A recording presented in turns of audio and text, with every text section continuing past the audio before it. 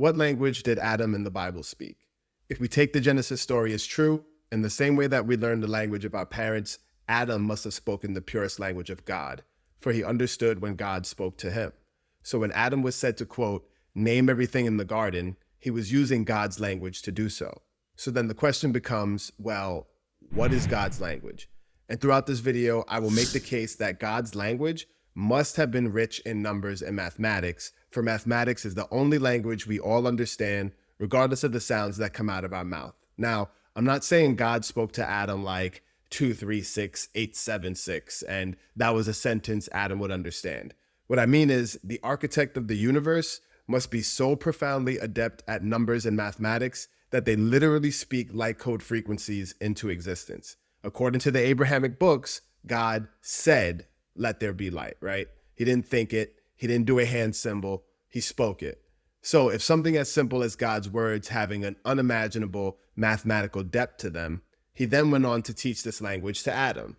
So like etymology, every language that stems from God's initial mathematic language must also carry a lineage of numerical code as well. So today, I will demonstrate for you how the fruit of modern English was born from the mathematical seeds of God's language. And as many of you have heard, I'm wagering $250 for the next 30 days to anyone who can invalidate my proofs. Essentially, I'm using the mathematical law of independent events to prove that the results I'm getting are exponentially improbable, but yet my process beats the odds every time. It'll make more sense as we continue. So first, let's start with the overall theory. I won't bore you with the history lesson, but in metaphysical and occult circles, there's already a unanimous understanding that the English language is a language of spells.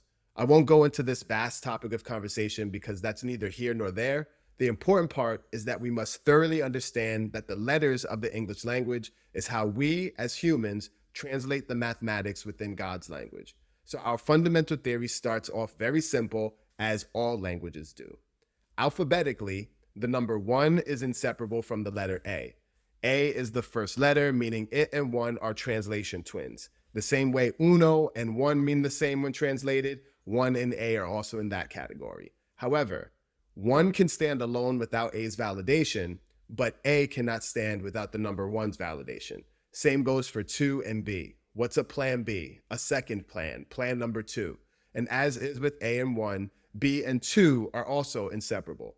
So in our modern English language, this universal principle states that letters are simply placeholders for numerical values. This is the most elementary principle to know.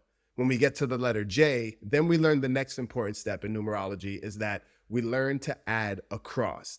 J is the 10th letter, so 1 plus 0 is 1, meaning J and A have a similar alphanumerical frequency. K is the 11th letter, 1 plus 1 is 2, giving K a similar frequency of 2, similar to B, and so on. Now, why is adding across fundamental to the numerologist? For one simple reason. When we read a name like Albert, for instance, what we are actually doing is adding the letters across. A plus L plus B and so forth equals Albert, right? But what we aren't accounting for is the numerical representation that is embedded in those letters. They also get added across. Since we've already established that letters are a direct translation of God's mathematical language, then the numbers and letters are both being translated by our brains in a similar fashion. A plus L plus B plus E plus R plus T gives us Albert, but it also gives us 22, which is a master number, but we'll get there later. Now, even though I believe my personal relationship with God cannot be confined to a book per se, I will say that a lot of my examples are taken from spiritual texts, especially since I was a devout Catholic up until about 17 years old. And when I say devout, I studied with Priest 101 during CCD classes twice a week for years. I was baptized, confirmation, reconciliation, confession, all the things. So let's see what happens when we start to incorporate some of the ancient wisdoms from our past and apply it in real time with our modern English language. Now, when it comes to God's words, everyone agrees that Hebrew plays a big part. Now, the vowels in Hebrew, known as nikud, are considered to imbue the consonants with life, much like the soul animates the body. That's why when you see Yahweh spelled without the vowels, Y-H-W-H, It symbolizes the idea that the Spirit of God should not be seen by us, for the Spirit of God is too holy. This aligns with the Kabbalistic view that the physical world, the consonants, are animated by the spiritual forces, the vowels. The vowels are seen as the dynamic living aspect of the language that allows the body of the consonants to express divine truths. So when we transpose this Kabbalistic idea to our modern English, here's what we can get. We could take the name John Smith, plot our numbers, separate the numerical values of the vowels and consonants, add them up, and then get two distinct numerical values. Now, consistent with the Hebrew ideology of the vowel consonant paradigm, in numerology, the numerical value of the vowels represents the spirit of that person, which is better defined as the intangible mentality of a person, and the value of the consonants represents the materialized person. So think of it like the vowels are the ideas and the mind, and consonants are like the body material. At least this is what numerologists believe. Bear in mind, I didn't make this idea up. I read this idea in The Secret Science of Numerology by Shirley Blackwell Lawrence, which is a great starting book for anyone interested. But moving on, we take these two values and add them together, and we get a third number. In traditional numerology, these numbers would be called the soul's desire number, which is the vowels, the personality number, which is the consonants, and the addition of them both, the sum, will be the expression or the destiny number. Now, right at this point is usually where numerologists and the members of the skeptical society, the skeptical people, go to war. Because what a numerologist will typically do from here is assign some mystical value to the numbers, like number 1 here means you have courageous and a brave attitude, and 25 here means you have luck on your side, but only if you take calculated risks or something like that. What's actually happening is that the numerologist is overselling the experience in an attempt to prove to the recipient that they know what they're doing. So let's address the skeptics really fast. I think the first skeptical question would be, okay, so you add up the alphanumerical values and you get a number, but why does this mean anything special? And I believe this is probably one of the tallest gates for onlookers to climb. So let me try my best to explain it, because the answer is both simple, but also easy to miss. So when you ask the question, why does the final product of the numbers mean anything? What you are actually asking is, why does any one number mean anything outside of its mathematical purpose? But unfortunately, you are tugging at a root that goes deeper than you are suspecting, because the power of the number 1, the number 2, and so on carry universal principles that are intimately connected through every aspect of our human experience. And the universal principles outclass any mathematical or scientific interpolation, and I'll prove my point. Why does it matter we have one sun? Because if we had 3, we wouldn't be here, right?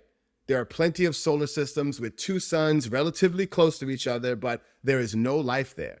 So the idea that our one sun has produced the only game in town has extraordinary value to us as humans. Why is it important that Christians, Muslims, and Jewish people only have one God? Because to them, like the sun, worshiping one true God brings a person life and can have extraordinary value to us as humans. Not to mention you only have this one life, right? If we had 23 lives, each life would lessen in value. So from the human perspective, or the human reality, which we all operate from, the power of having only one thing is universal. And that universal principle gets transposed onto whatever is representing it. One sun, one God, one life, one mother, one father, one love.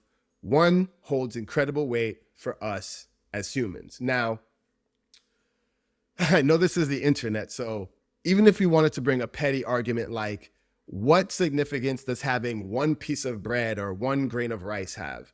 And the answer is that the idea of the one revolves around there only being one of something. There's millions, billions of slices of bread and millions of grains of rice, but out of millions of sperm cells, you were the only one that made it. So very quickly, we'll look at the number 2, and then we'll move on. In numerology, we define the universal principles of the number 2 as being both the die and the bi, meaning it has a connective property and a divisive property. For example, A bicycle is two cycles working together for one purpose, which is to create motion. If you are being bipartisan, it means you are looking to bring two opposing sides to an agreement on one single issue. But two is also prominent in the opposite direction, such as divorce, where one communion is reverting back to two separate parts, or dilute, where two substances are, one substance is being split into two separate parts. So for a quick reference, the 2 is the number of duality. It's the opposite side of the coin. It's the opposite side of the aisle. Philosophically, what the number 2 does is it shows us that the opposing side's argument is just important as our own argument, because without it, our arguments have no reason to improve. We should appreciate our opposition because they make us the best version of us. The number 2 is as above, so below, the yin and the yang, the sun and the moon. It's the concept that the universe is out there, but yet we are the microcosmic reflection of that macrocosm, essentially.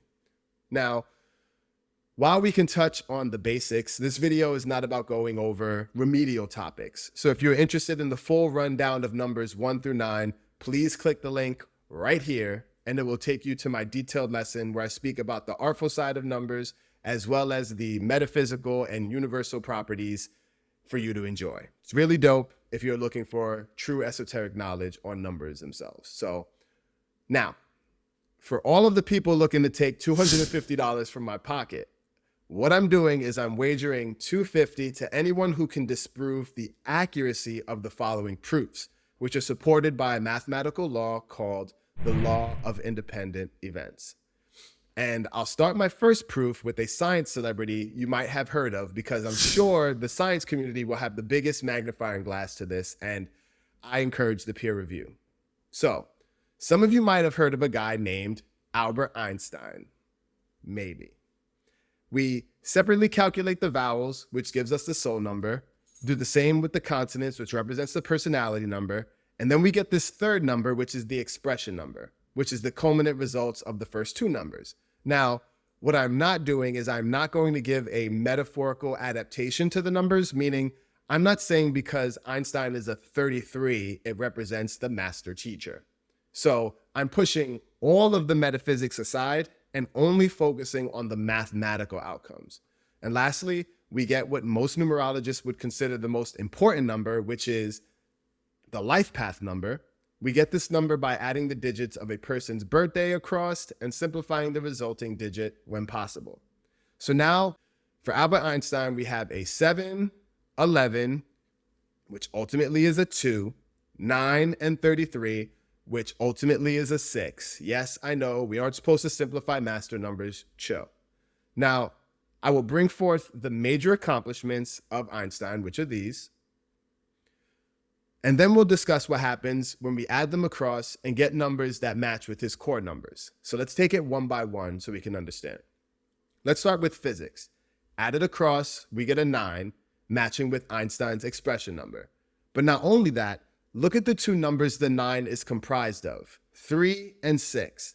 And Albert Einstein's expression number, which we get from adding his mental number to his physical number, essentially, is comprised of the same 3 and 6.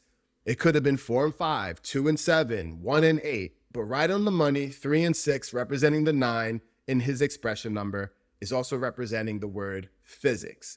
Now, after the physics lands on the 9, what is the probability that it will also express the same two numbers that make up Einstein's expression number? Again, Einstein's expression number is 63 and physics is a 36. At any rate, let's continue. Now let's get crazy and take the famous Annus Mirabilis papers. Albert Einstein's rise to fame is largely attributed to his Annus Mirabilis papers, a series of groundbreaking works published in 1905. These papers addressed the photoelectric effect, Brownian motion, and the theory of relativity.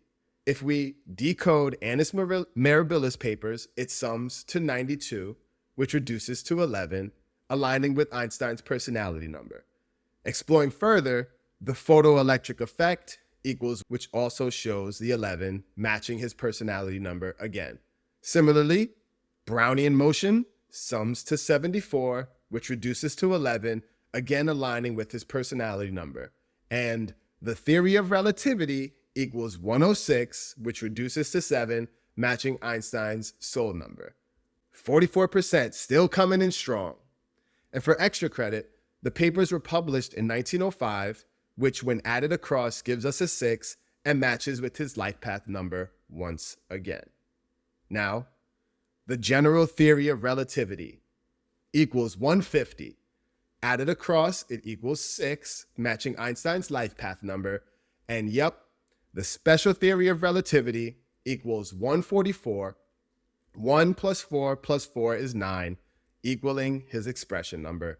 And for our true science buffs out there, Swiss Patent Office equals 74. 7 plus 4 is 11, and matching once again with Einstein's personality number. Now, I want you to imagine something, and this is true.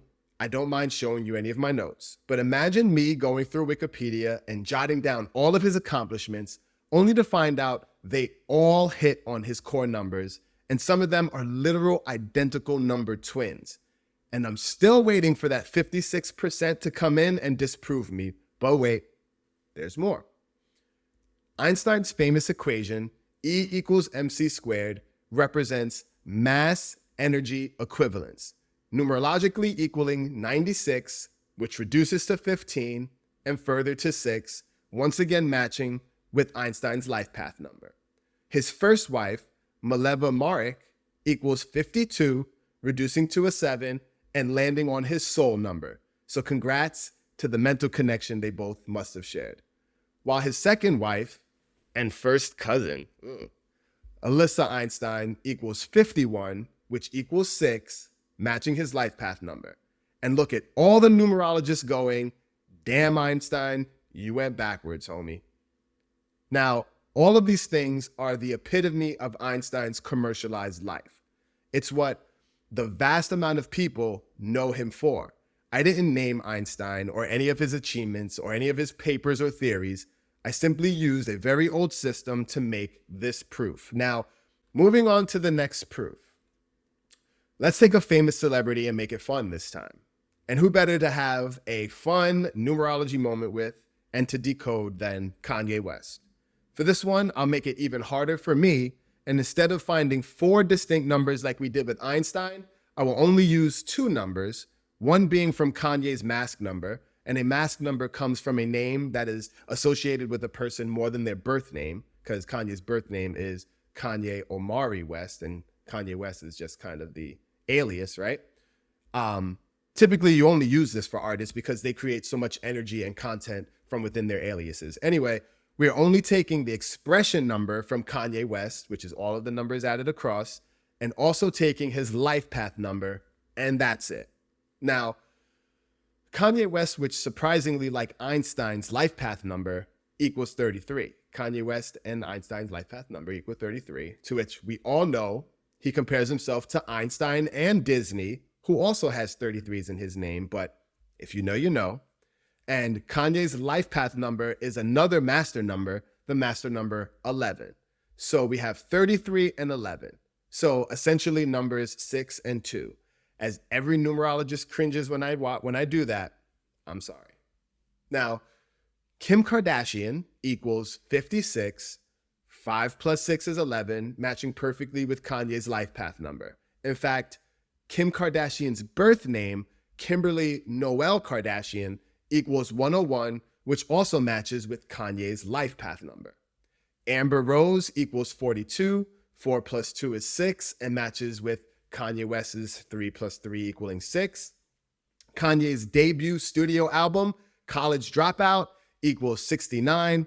6 plus 9 is 15. 1 plus 5 is 6, matching with Kanye West again. But it also dropped, now hear me, College Dropout also premiered to the world in the year 2004, giving us another 6 that matches Kanye West's 3 plus 3 equaling 6. The word music producer, which is the reason Kanye is famous at all, equals 66, so the 6 twice represented, and even Taylor Swift equals 51, which is a 6, matching again with the 6 of Kanye West. But peep this, and this is a good one. Rapper, the word rapper, equals 38, and Kanye West's life path number, aka his birthday added across, equals exactly 38. So now, twice I have showed you a word that matches perfectly with the chord number of an individual, just like Einstein in physics, but this time it is the exact number and not the inverse. And not only that, instead of the 4 numbers I used for Einstein, I'm only using 2 for Kanye. So if you're being fair, rapper and music producer are literally the reason anyone knows Kanye West at all. And those words are numerologically consistent with his physical reputation and career. Now, let's address the skeptics again before we move on to the next proof. A skeptic might say, what you're doing is just throwing shit against the wall until something sticks, by simply highlighting words that match numerically and omitting any results that may disprove or negatively affect your premise. And again, that is a very logical and important point, so let me pick it apart for you. A central part of numerology, which is the essential part of any science or practice, is the idea of classification or categorization, meaning when you are making numerological calculations, you need to stay in the boundary of whatever you're calculating. And I call this classification process the hierarchy of ideas. For instance, the word janitor equals 33 and matches with Einstein's life path number and Kanye's mask number perfectly. But when you rank it across the names and ideas that are known to be intimately connected to Einstein or Kanye, you realize how insignificant the 33 of janitor is. It's like asking, why don't field goals count in basketball? And the answer is just because field goals and 3-pointers equal the same points, they are of 2 totally different leagues. So you can't count one from the other. Now, while I do have hundreds of these proofs established, I want to give you guys one final one regarding everyone's favorite person, Donald Trump. And then I will show you how this technique is used on non-person subjects as well. Now for this one, we'll do a combination of the first proof and the second proof. So like the first proof, we will generate the 4 core numbers, which are 7, 7, 5, and 4. Now, here we have 2 numbers that are the same, which mathematically lessens our original 44% down to 33.33%. And please bear in mind, we are always the underdog when making these calculations. Whether it's 44%, 33%, 22%, always the underdog. So for Mr. Donald John Trump, the numbers are essentially down to 7, 4, and 5. Now, see how Donald Trump's soul number is a 7 and his personality number is a 7? When we look at the word America, it also has a 7 soul and a 7 personality number too. But wait, his first building project that was the first brick laid to the Donald Trump conglomerate was with the Grand Hyatt Hotel in New York City, of course, which equals 70 and matches the 7s in his soul and personality number. MAGA equals 13, matching perfectly with the inverse 3-1 that makes up his life path number, right? His life path number is 4, 1 and 3 equals 4, and matching perfectly with it. I'm telling you, it's freaky, freaky stuff. And of course, he was the 45th president, which is his life path and expression number, missed the 46th president spot, and became the 47th president, which is his life path, soul, and personality numbers. And even his opposition, Kamala Harris, equals 46, 4 plus 9 is 13, 3 plus 1 is 4, and matches again perfectly with his life path number. And for extra credit, I want you to look at the number 52 right here that creates the 7 in his consonants personality number place, and then using the Pythagorean number graph, calculate on your own the consonants only in the phrase, "Make America Great Again," and you'll really see the power of what this practice proves. Now, last but not least, I will give you 3 examples that don't involve people per se, one from religion, one from the plant kingdom, and one from the mystical arts. And since you should kind of get the gist by now of what we're doing, I'll make it quick. So the same way you open up a person's full name, you can also open up phrases, titles, etc. And to keep this as elementary and relatable as possible, I'll simply start with the first book of the Bible, the book of Genesis. Separate the vowels, consonants, add them up, and we get our 3 core numbers. Now, of course, there's no life path number because there's no birth date, so we only have 3 numbers out of 9 to work with, meaning we are always only 33% to be correct when our calculations are dealing with subjects that have no life path number. So we have the first book of the Bible, which gave birth to the first story of the Bible, Adam and Eve.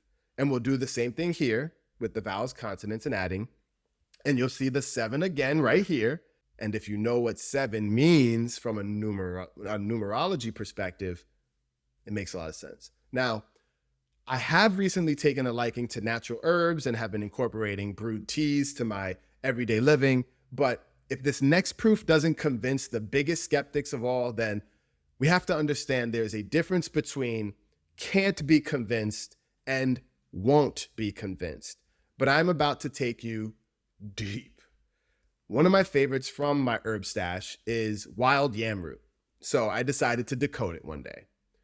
Here's the graph for wild yam root. See the 34 that makes the 7?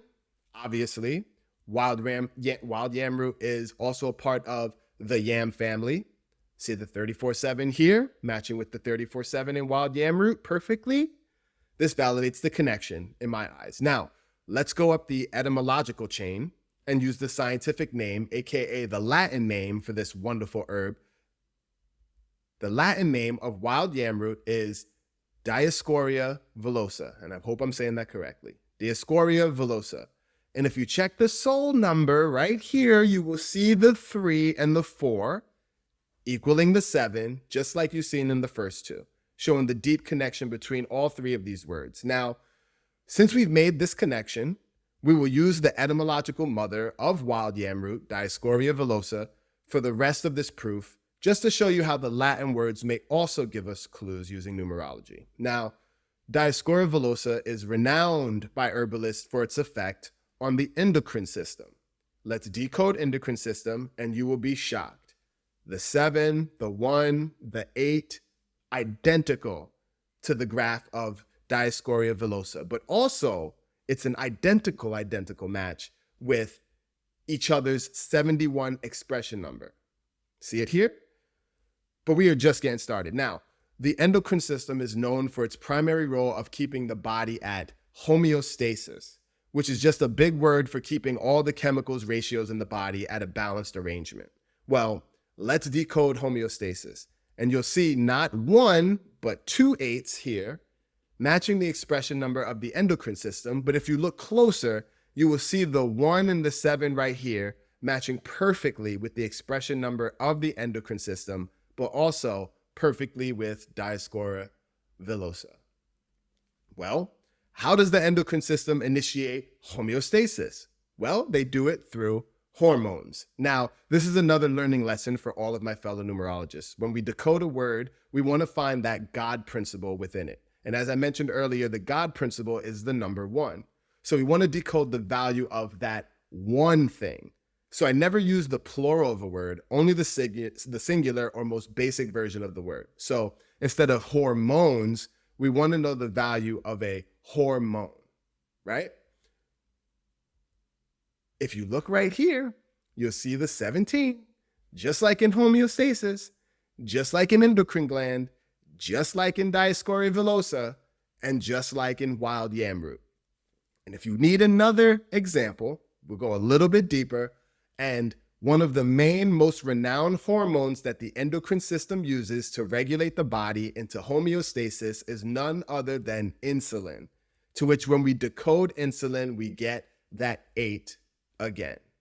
And lastly, for all of the deep thinkers and occultists out there, when you look at the practice of sacred geometry and the practice of supreme mathematics, which I'm sure a lot of you haven't heard of, but if you look at the soul numbers of each, you'll find the 29 simplified to the master number 11 in both of them. Now, let's address the skeptics one last time. If you believe that I am simply pulling from specific people or places where my synchronization technique works and omitting unfavorable results, just remember you are simply making an assumption of my character to which you don't know me, and not tackling the vast base of knowledge I have just presented. Also, this isn't some numerical magic trick.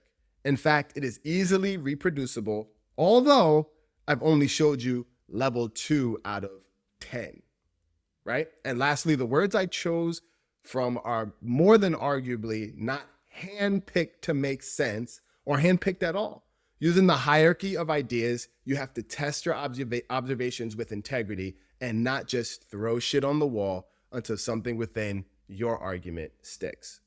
I think I've demonstrated my theory at multiple levels, as I've attributed both massive words like mass energy equivalence and the general theory of relativity, and also have incorporated short words like rapper, and showed how deeply connected both of those words themselves and the numerological consistency is intimately connected with their subjects. My name is Black Pythagoras, and I'll see you in the comment section.